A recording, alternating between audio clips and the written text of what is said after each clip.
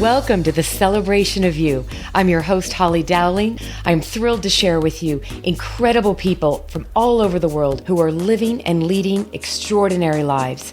From overcoming immense adversity to discovering the secret sauce to leading with courage and grace. Their stories are going to bring you hope and inspiration. Now let the stories begin. Welcome everybody to another amazing episode of Celebration of You. And as always, I always like to take a pause and just thank everyone out there who all over the world listens to this show. Thank you for all the beautiful comments you send in and the stories that impact your life. I love it, and get ready because this amazing, beautiful woman in my life has got a story that's going to rock you. So if you're one that does your normal listening to this show on Wednesdays for your lunch and learn at the office, or now we're all working remote, you might want to just be prepared to pause.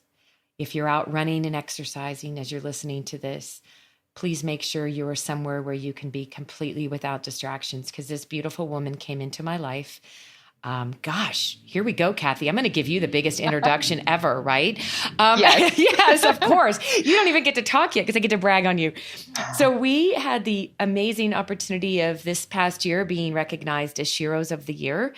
And for many of you out there know that this has been a beautiful experience for people like ourselves that have been through some really tough times and not just surviving, but thriving. And Kathy and I actually met in the morning before we were the big gala that night as two women looking lost where we were supposed to go to get our hair and makeup done. And on that note, you're about to meet one of the most remarkable women who's got a story that's going to blow your mind. She's a Shero to the world, a Shero to me, and has a incredible gifted business. So that was a long introduction to welcome the beautiful Kathy Haan. Hi, darling. Oh, hello. Thank you so much for having me. I am so honored and blessed, not only to call you my friend, but that you've asked me to be on your show. And I have to say before we dive in that I'm sitting here listening to you with my eyes closed, and all I can think about is Delilah. Are you familiar with Delilah? Yes, I get told that a lot. Oh my gosh. She's going to soothe me into believing that I could do anything and be anything in the world, I love it. Well, I love you for saying that, because people will be like, and I'm sure you've experienced this, people are like, I just wish I could listen to your voice every day. They're like, it's so soothing. And I've had people say Delilah, and I grew up listening to her. So thank you. Oh, amazing. Oh. Well, you and I both have another thing in common, and that is we feel very blessed, and we know that we are very blessed to have a spiritual side to our lives, and going through so much adversity, many people's faith and spiritual life has been tested. And I love that about you, that you still glow and have a light. And gosh, girlfriend, I don't even know where to start. Let's talk about what you're doing in your current world, because I think you have a fascinating life. So tell us all about the world of Kathy right now. You travel, because you're a travel blogger all over the world, right? Yeah, I am a travel blogger. And so I've been blogging since 2012. It was about 2 years into my coaching journey that I decided that I wanted to find a way to answer the same questions I got every single day from people in a much bigger platform, rather than having to respond to every single message. And so way back in the day, 10 years ago, I was a health and fitness coach. I didn't know that. Okay. I was close to 300 pounds. What? And yeah, so I was close to 300 pounds, and I was sitting there eating an entire sleeve of Oreo cookies when an infomercial came on. And this infomercial was a health and fitness program that I had heard a coworker talking about. And I'm super competitive. So I was like, oh my gosh, this is the thing I was hearing about at work, saying it was so hard.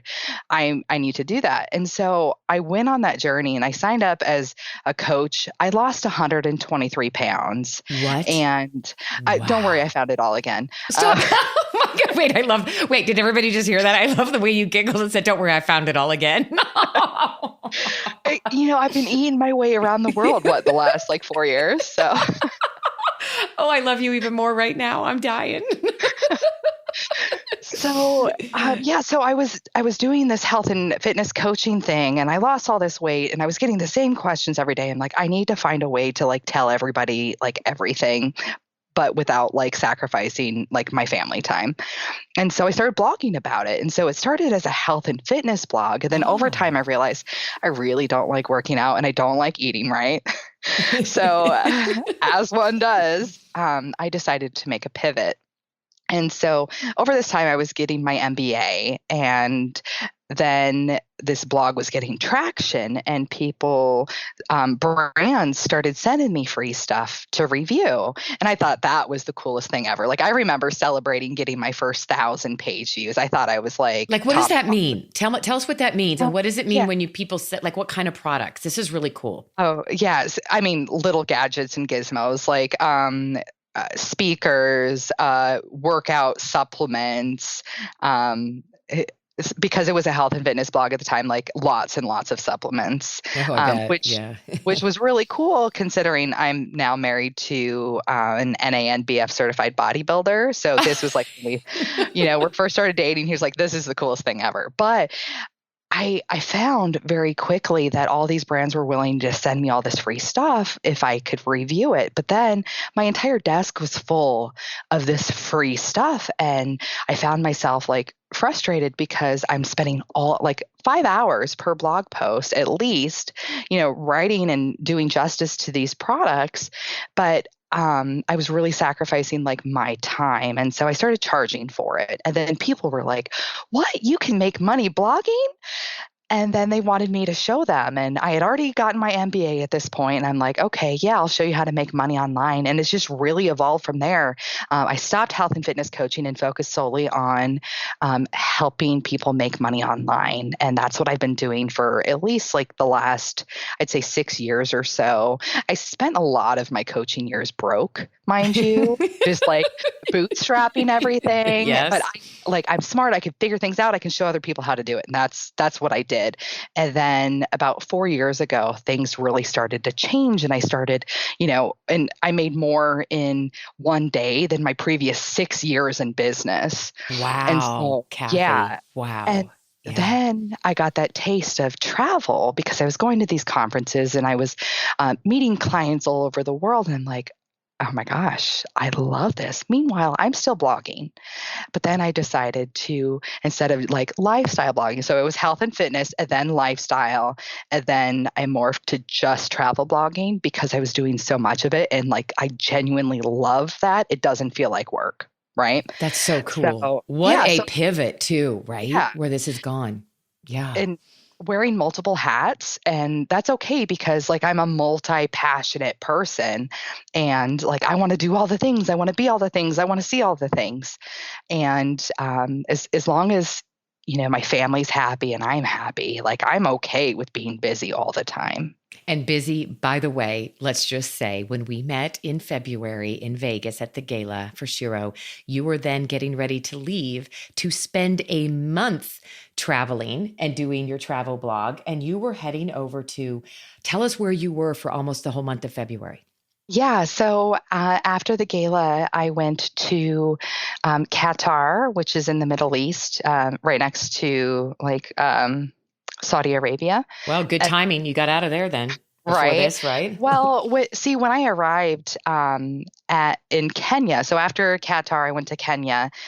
They at that point started doing those thermal checks or whatever, where they like put that thing up to your ear and they check your temperature. Mm-hmm. And that was a little like dystopian for me. Like I had no idea what was coming after that, but I essentially like I spent several weeks in the middle of the Masai Mara, which is a World Heritage Site, where I'm documenting a scientific expedition. And this is like a dream I had always had as a little kid, is like getting to go to Africa and Wow. like, participating and like getting to see all of these like animals I can only dream of and have only ever seen on the Lion King or in the zoo. Yes, yes. And so I literally like camped right next to the Mara River, for several weeks, and I got to document this expedition. And I mean, we had hippos coming into our camp every night, and hyenas. Like there were some very uncomfortable nights where I'm like, oh my gosh, I have to go to the bathroom so bad, but I hear a hyena right outside my tent, so I'll just hold it till morning. You really Uh, did this. oh, Wow. absolutely. It was wild. Like that's I I can't even articulate how like life changing this experience was for me. And for me, I'm like, sure, I love like luxury and all this stuff, but I'm also from the middle of nowhere, Iowa. I grew up camping, doing road trips all over. And so, like, you could put me in a ball gown or you can put me in the middle of the Amazon rainforest, which I did in December, and be cut off from civilization and be totally fine. I love this about you. And I love that being that I've gotten to spend an entire day with you, and just like what makes you even more to me fabulous is that you're so beautiful on the inside and outside. And you are living what most people, let's face it, Kathy, and this isn't just women, it's women and men, the fear of stepping out of fear in faith and going after doing your dreams. Like, you don't live with a bucket list, do you? Um, well, everything's on my bucket list. So for me, I'm all about like reverse engineering what it is that I want to do. So if I'm like, okay, I want to go to Antarctica, I'm like, okay, well, what do I need to do to get there? And then I will seriously, like, step by step, okay, here's what I need to do by this month, this month, this month. Of course, with recent developments, some of that has been put on hold, but I'm still able to inspire others. I'm still able to work with my clients. I'm still able to write. I'm still able to be a good mom, a good wife. Yeah. That's what matters. You know what's fascinating is I'm thinking about what you're doing and being all over the world. And in this time right now, I'm so about the miracles and the mess right now. It's like, look at the chance. Everybody's been given a time to pause right now. They're living in fear, but people are desperately, anxiously. I work with leaders, right? And they're always like, all I want is work-life balance. All I want is to pause. I'm like, we got the pause. Now it's a beautiful time to rekindle your mission and your purpose and your passions. And you have the gift of, you can still bring us the stories and the color of what those experiences were like. And people can start dreaming again of what that will be like through your work, right? Yes, absolutely. I am a firm believer about creating a life by design rather than a life by default, because Mm. complacency is going to keep you stuck. It will be the same old unless you actually take radical change. And everyone has the power to do that. You're going to love this. I love that so much. I wrote it down. I live a life by design, not by default. And Yes. I love that because I find a lot of my mantras are, I choose to live a life that fits me, not a life of fitting in. Yes. And in I, that, you know, create it, right, Kathy? Create the life that fits you. and it's so funny because I've always felt a little like out of step and out of place. Like I was bullied a little bit as a kid, but because, weight issues, but I was always like floating from like one group to another and like just, happy to be versus like feeling a need to like fit in. And I think Mm. that's really served me well. Now it's like, I mean, when we were at the gala, did you realize that I went up on stage completely barefoot? I don't even think Like, I could tell because everybody was in these long gowns, right? I didn't yeah. even notice, but I love that you're telling me that because that makes me love you even more right now. It's like so Iowa of me, right? It's like I don't care. Like my feet hurt. I'm gonna go up barefoot while I accept this award, and I'm okay with that.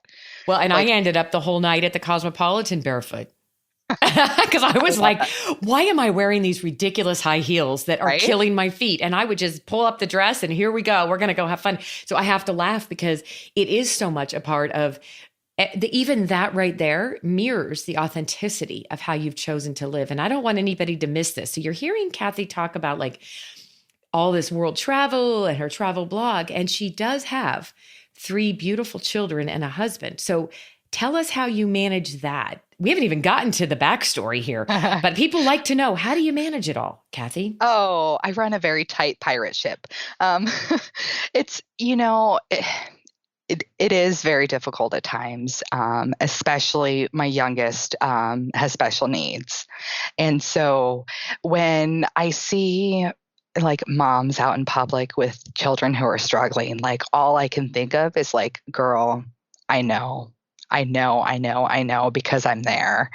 And so it's really blessed me to not only be able to like be empathetic towards others and their situations, but just like to accept people where they're at versus expecting them to conform to a certain standard. Mm. I was very blessed with my older two children, who are neurotypical and like soared off the growth charts and are doing all these amazing things in the world. And then my little firecracker was born, and I didn't choose this journey of sensory processing disorder, Mm. but I sure do love my tour guide. Like he is teaching Oh. me so much every Mm. day. He just turned 6 actually yesterday, so I no, love actually that. 2 days ago. Look at you. You're like, what day is today? 2 days. I know. Yeah. Like this whole thing is like completely thrown a wrench with all the kids home all the time. I'm like, what is life? Where are we? Like, what day is it? Did I eat today? Yeah, no, it's like, but have we even left the house? No, because we're not No. supposed to, but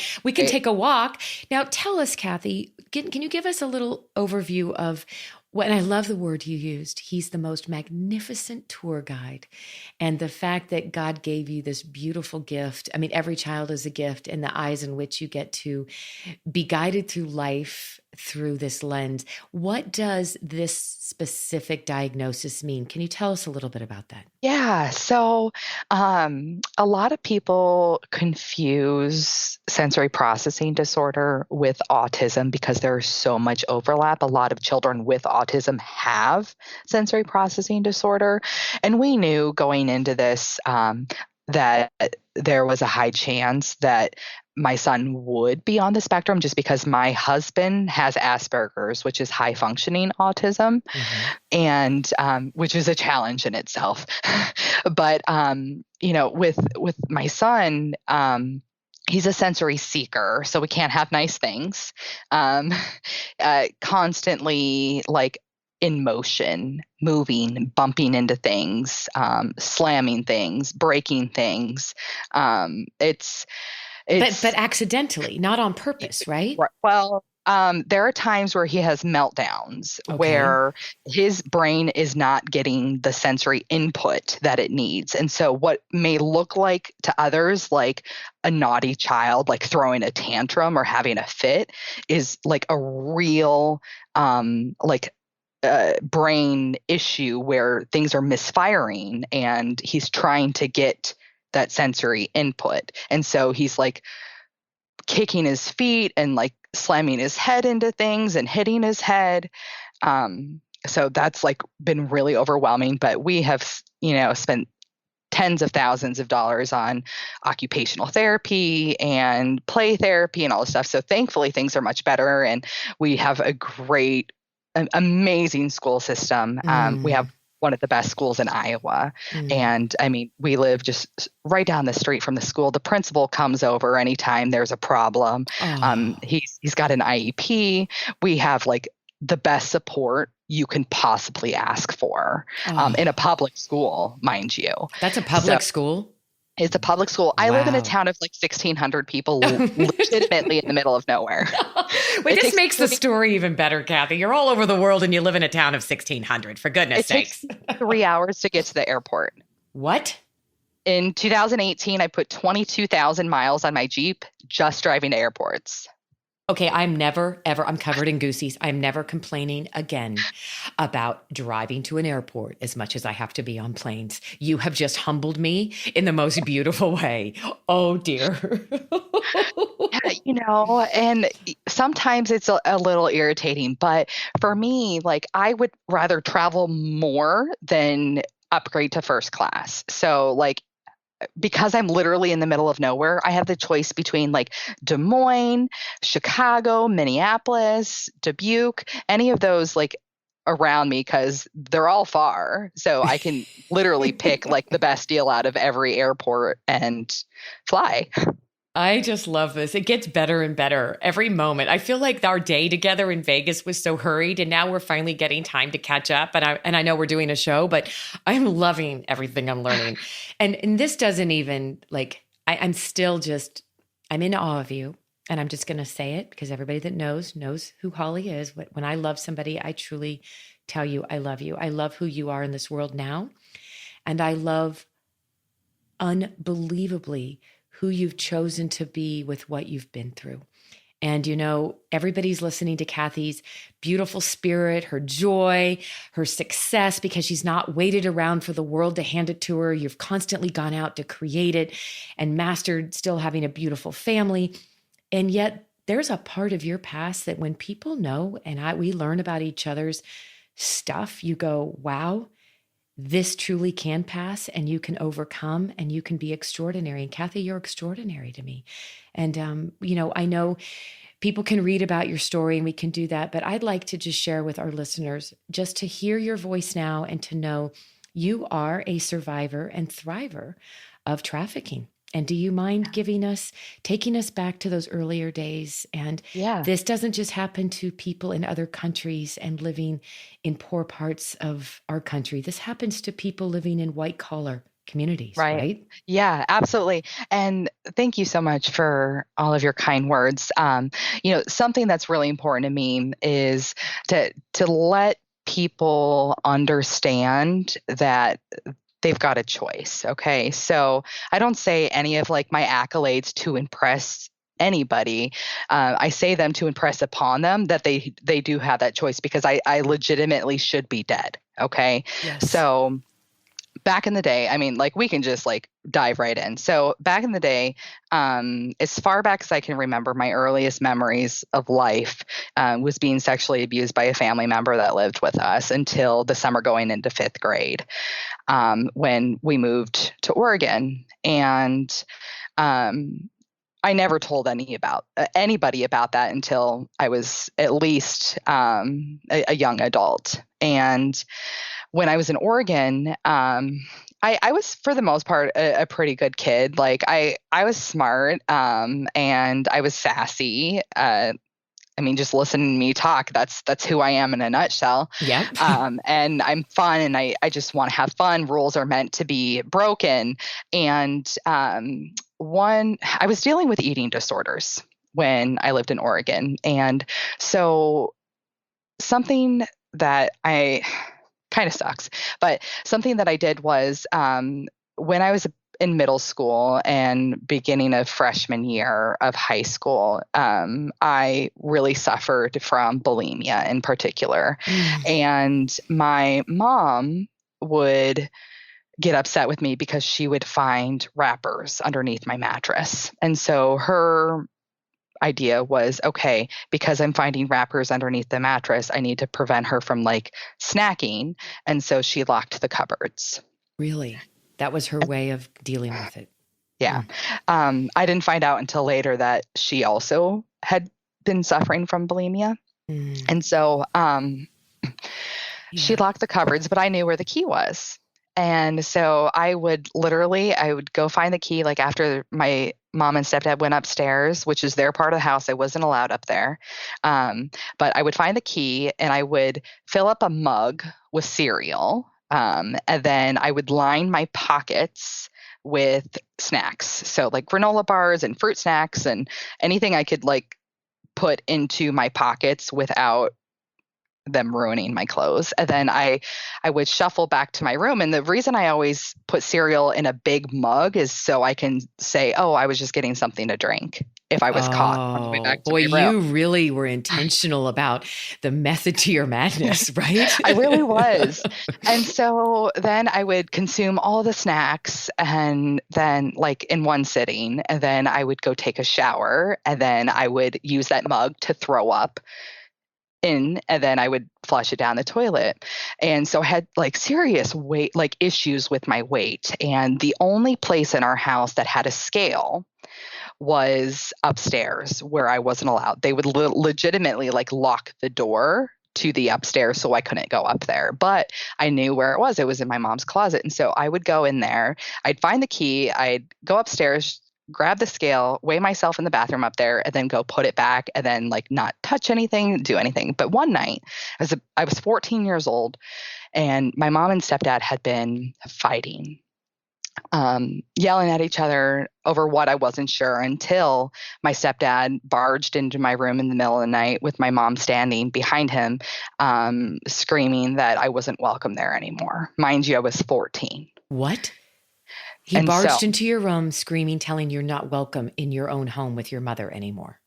right. And the reason for this is because they had found out that I had gone upstairs because they have those little motion sensors that tell you when like that part of the house had been entered.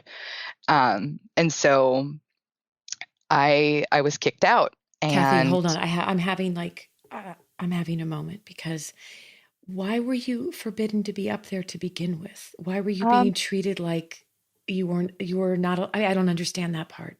Do you? um I'm not really sure of it either.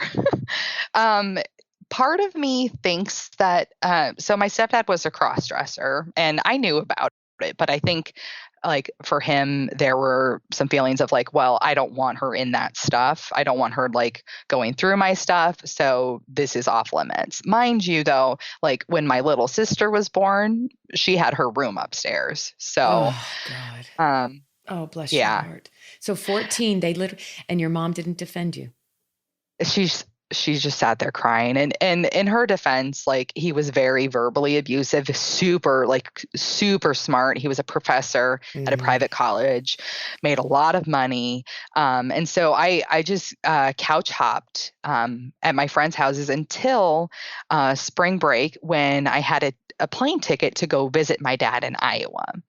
And so I took my suitcases and I moved to Iowa and I started school there. And for the most part, I was pretty good. I rebelled a little bit, but there was like, I kind of feel like there were two sides to me, like the goody two shoes who was the vice president of Luther League, who was taking care of her elderly father, working several jobs and all these sports and activities. And then there was the other part of me that felt so abandoned Yeah. Yeah. that I was very promiscuous and I was so codependent on my boyfriends and relationships. I would hop from boyfriend to boyfriend. And then I got involved in drugs, meth and coke. And, but see, for me, it was just a means of like coping with all of the busyness in my life because I was working all these jobs because my father was elderly, he was disabled. We couldn't afford sometimes like bread and milk, Oh but my. he made too much on paper to qualify for help. Um, so it was just like the perfect storm, Yeah. really. And You were living like two lives, weren't you? yeah, Just to survive. This was like a survival mechanism.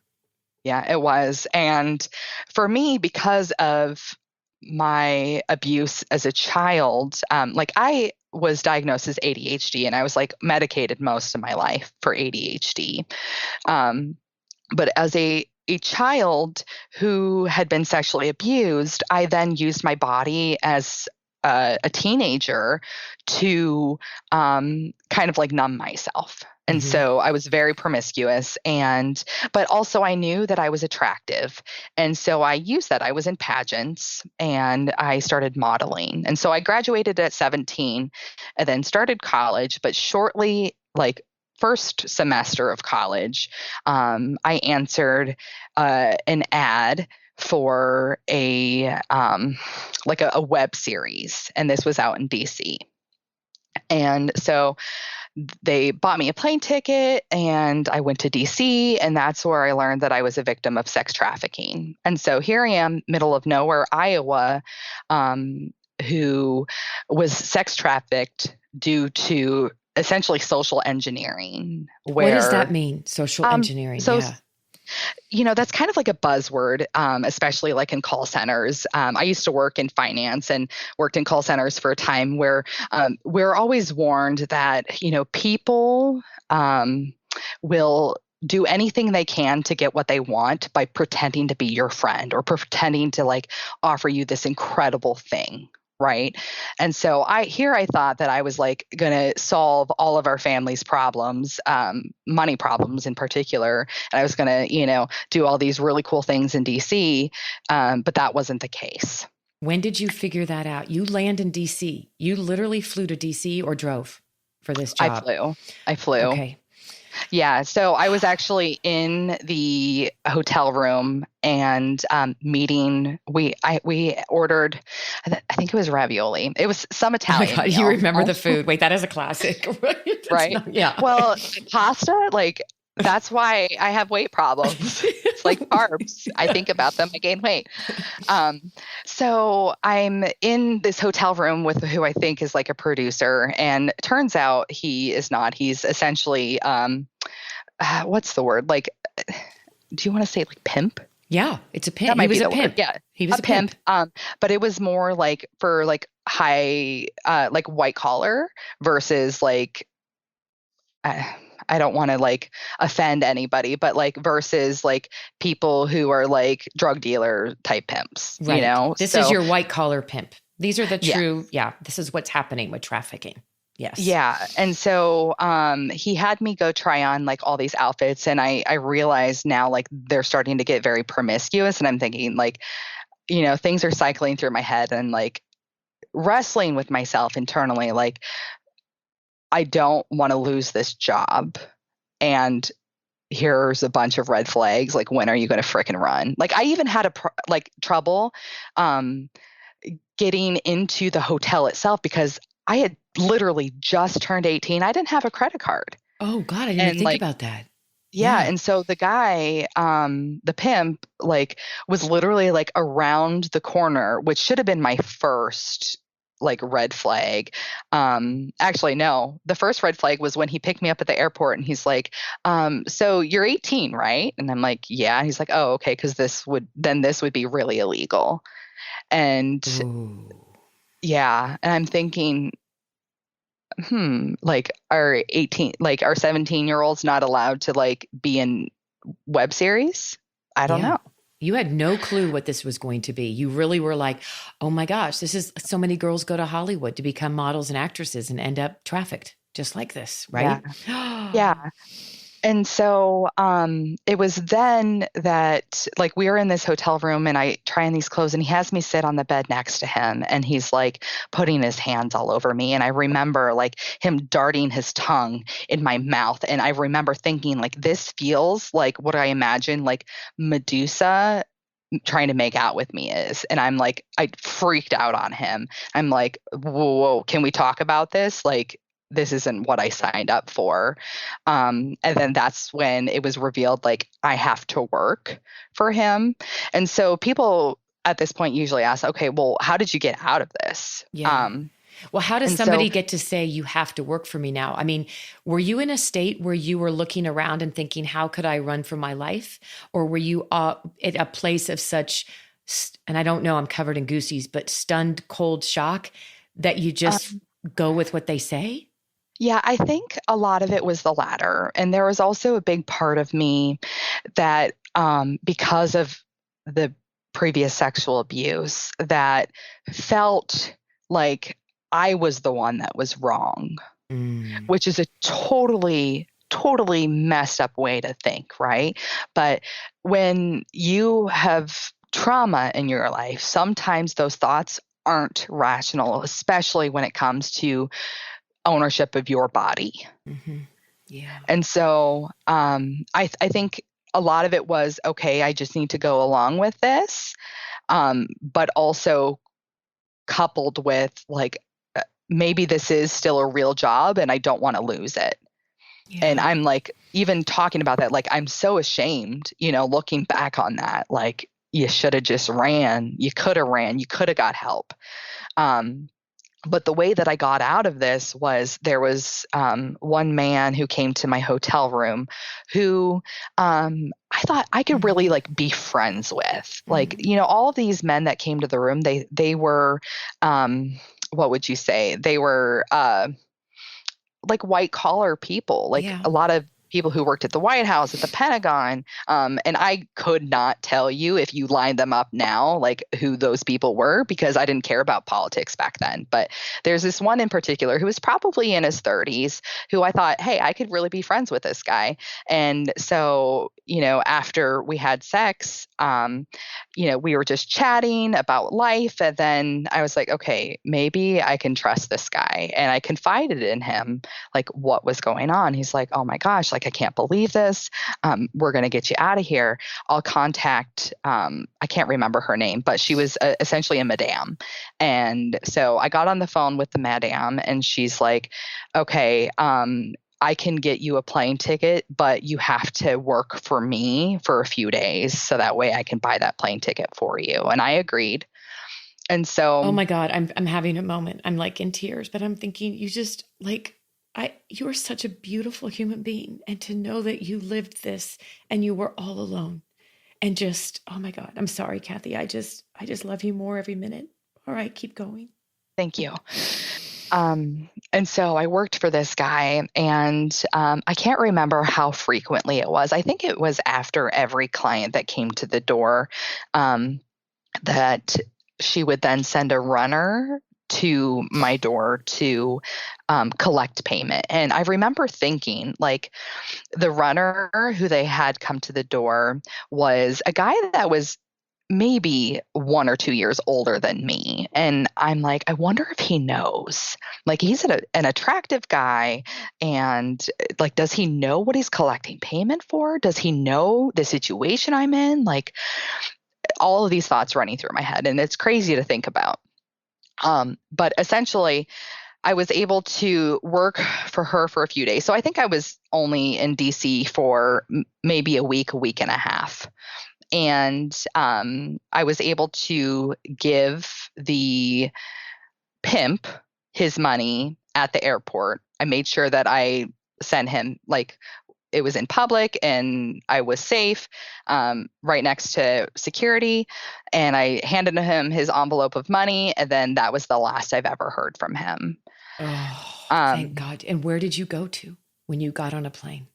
So when I got on the plane, I went back to Iowa. And at the time, I was living in Waterloo, Iowa, with a roommate. And I explained everything to her when I got home. I'm like, this was not what I thought it was. Can I, stay here again? And she said, oh, yeah, no problem. She owned her house.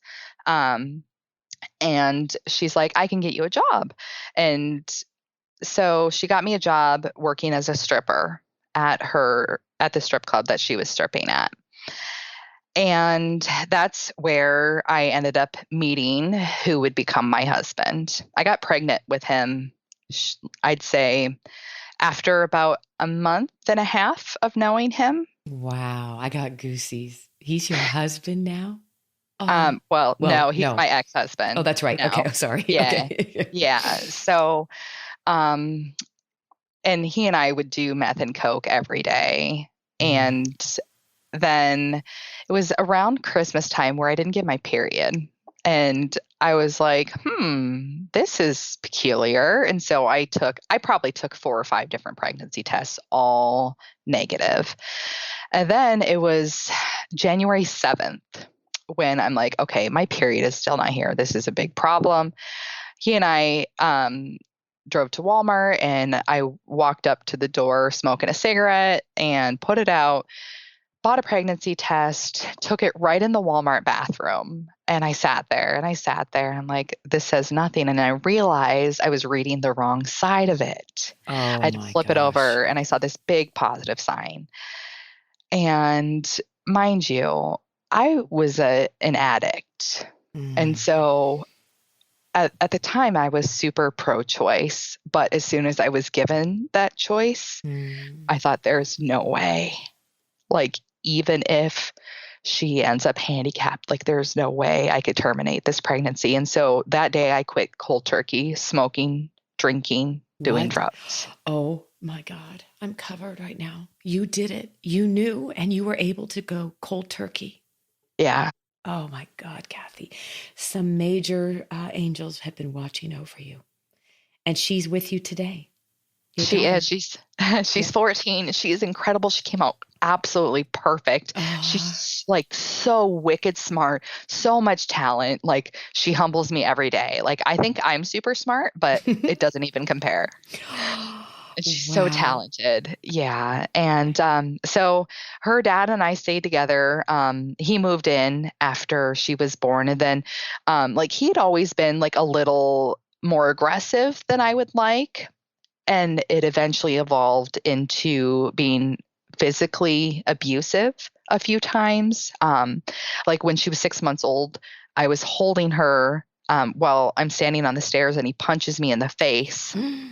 And there have been times where like he kicked me in the stomach when I was pregnant with our second child. We got married like when our oldest was 3, I think. And then shortly after I got pregnant again. So we had 2 kids together.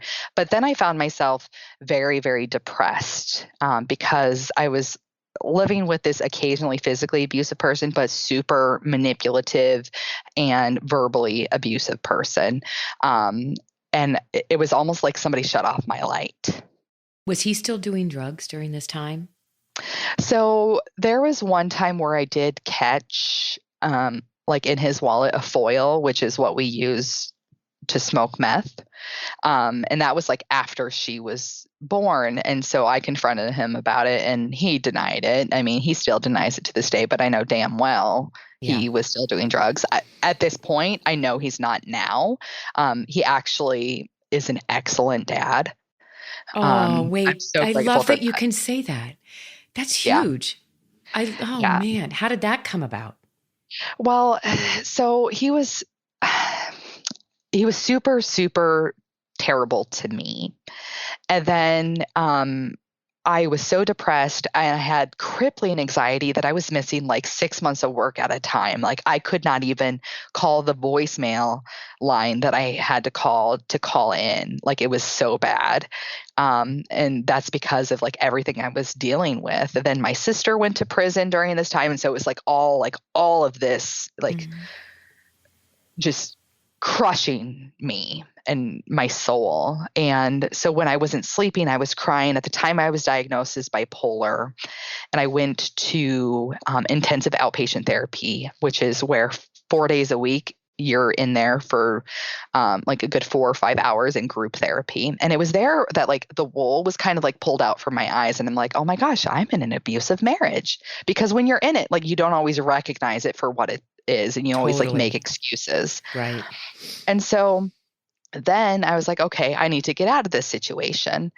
And I came home and I said, okay, I'm leaving you. And he cycled through all these different emotions like anger, disbelief. And then eventually it turned into him like gaslighting me and having me convinced that because of my alleged bipolar, I would never see our kids again. Oh.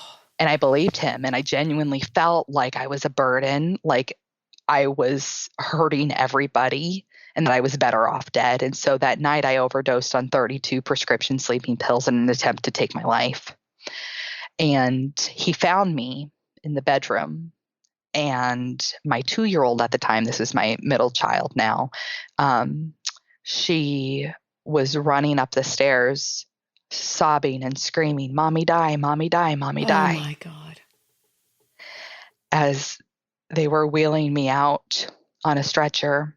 Before I lost consciousness, I remember thinking, as I'm hearing You this could hear that. sobbing, screaming, like, what have I done? Yeah. Like, God, please don't take me. Like, this was a mistake. I don't want to die. I just wanted the pain to end. And so Mm. I woke up in the ICU and I ended up spending 9 days in the hospital. And while I was in there, my husband at the time filed for emergency temporary custody of our children, and it was Oh. granted. Oh. And and so when I got out, I moved everything out and I decided that I was going to make a life that I can be proud of. Mm. And I had to work so hard at getting time with my children. At first, it was supervised because I was considered unstable. And I need to backtrack for a minute here. When I was in the hospital, it was a weekend, a Friday, I think, and all of the regular psychiatrists had gone home by the time I woke up Saturday. And in the state of Iowa, when you're admitted for anything psychiatric, you have to see a psychiatrist within 24 hours of being admitted. And the only one available was a child psychiatrist. And so he sat me down in front of him and he said, "Okay, I want you to tell me why you're here. Tell me your story." And I told him from the beginning, like I've told you. And he sat back in his chair and he kind of cocked his head to the side and he said, "You're not bipolar." And I'm like, "Well, then what's wrong with me?" And I genuinely thought he was going to say, "Well, how much time do you have?" um, and he didn't. He said, "You have PTSD Yes. from all of this trauma that you've gone through your whole life, Your whole the life. sexual abuse, the getting kicked out and getting assaulted as a kid and raped and all of these things that you've gone through. Like, no wonder." Yeah. And so, like, shortly after I got out of that hospital, like, I became completely medication free and I stopped watching reality TV. I cut off toxic friendships and I really dove in headfirst into personal development. I had to endure torture from my ex-husband or from my husband at the time, going through a divorce and custody battle. Because I was the unstable one. He had the custody. And so he could treat me any way he wanted. And I had to just take it because if I responded negatively, well, oh, she's unstable. See? Yep. See, yeah, it could be used against you.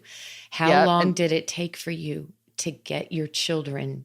Now, I mean, just to be able to start having shared custody or wherever that ended for you. This was a battle of your life. Yeah. Gosh, months and months. And the divorce ended up lasting almost 2 years. And I am very happy to say that about several months after the divorce was final, I got engaged again to my current husband because, again, codependency that I was still struggling with, moving very fast in relationships. I got married to him on our 1-year anniversary of dating. And so that was a really big struggle for a really, really long time. Thankfully, we've worked things out now where it feels good. But with my ex-husband, he lives just a couple blocks from me because, again, tiny town.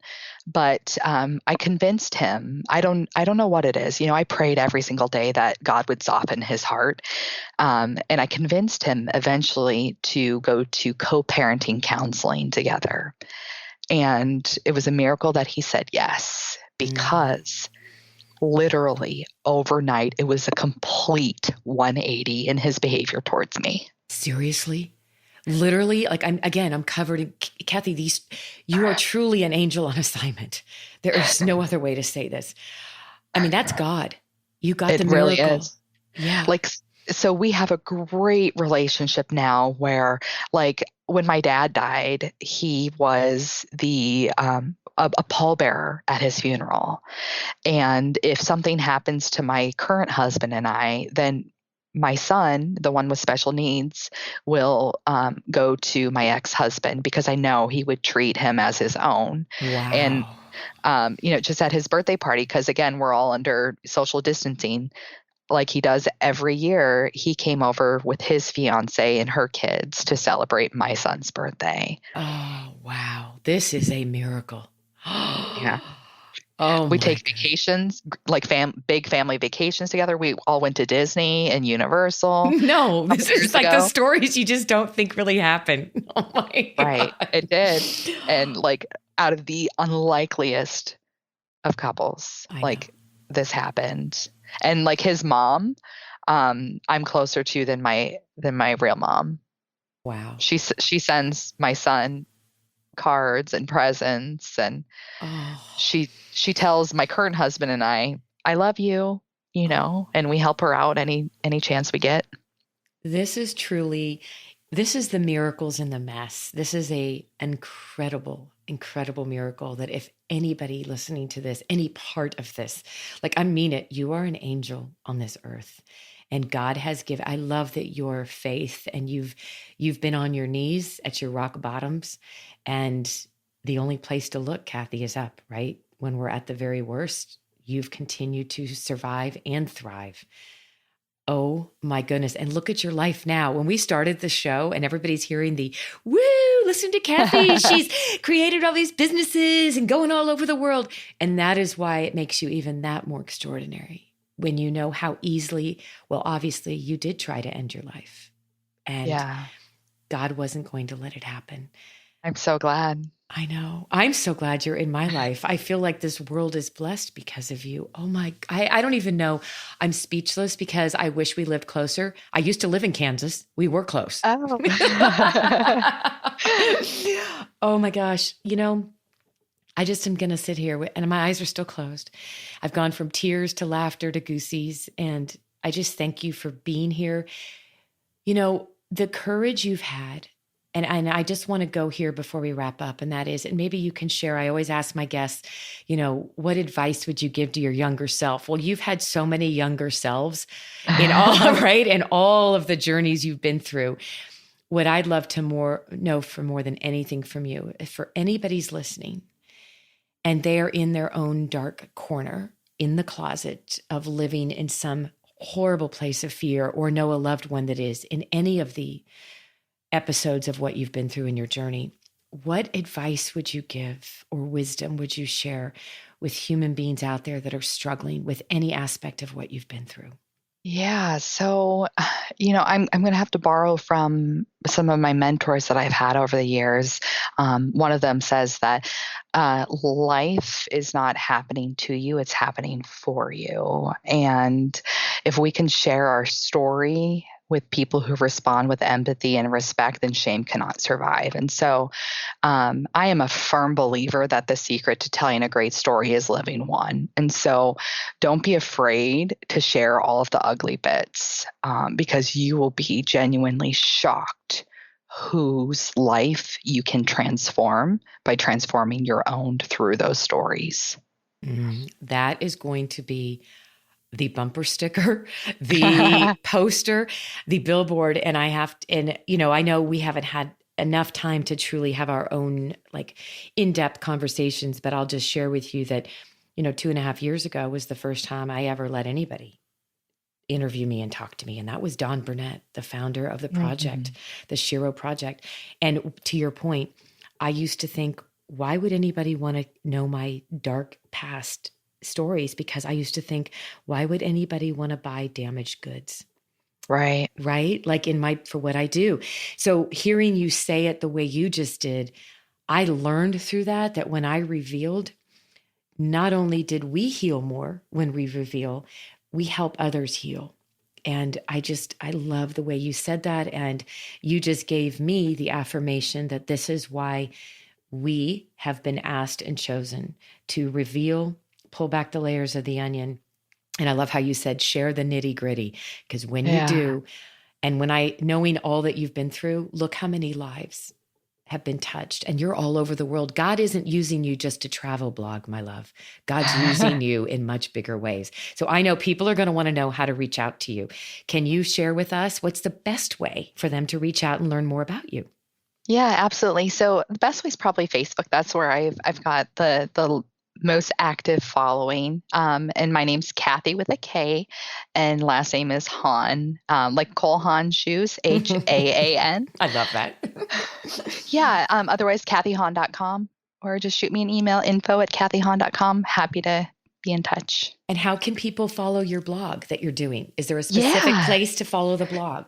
Yes, idyllicpursuit.com. Okay. And we will have that in our written blog that we do for the show.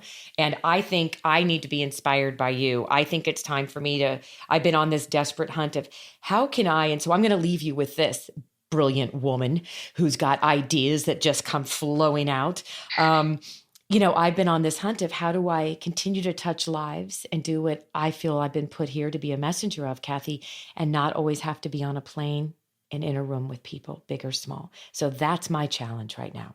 So we might be working together before you know I it. love that. I would love to.